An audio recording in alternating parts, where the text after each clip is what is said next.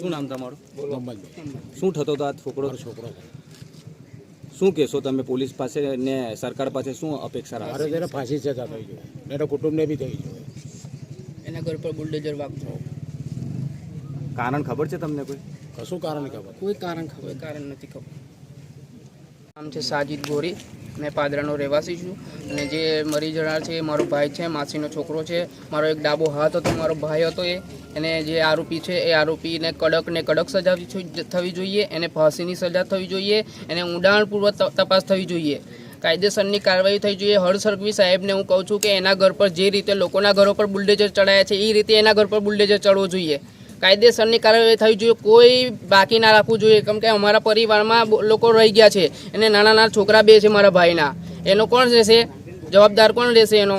આ ભાઈ એને માર્યો છે, એનો જવાબદાર કોણ રહેશે? એ તો હવે જેલની અંદર જતો રહેશે. આ છોકરોને કોણ પાલવશે? મારા માહા છે, માહાનો એક પગ જતો રહ્યો છે એવું સમજો. એકનોથી એક છોકરો હતો, એમના બે છોકરા છે. મારા માહાનો એકનોથી એક છોકરો હતો, એમની એક બેન છે, એમની જવાન વાઈફ છે.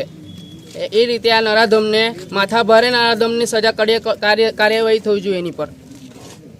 એટલે સરકાર પાસે અમને નમ્ર વિનંતી છે, અપીલ કરીએ છીએ. અમને વિશ્વાસ છે કે પોલીસ પ્રશાસન કામ સારું કરશે.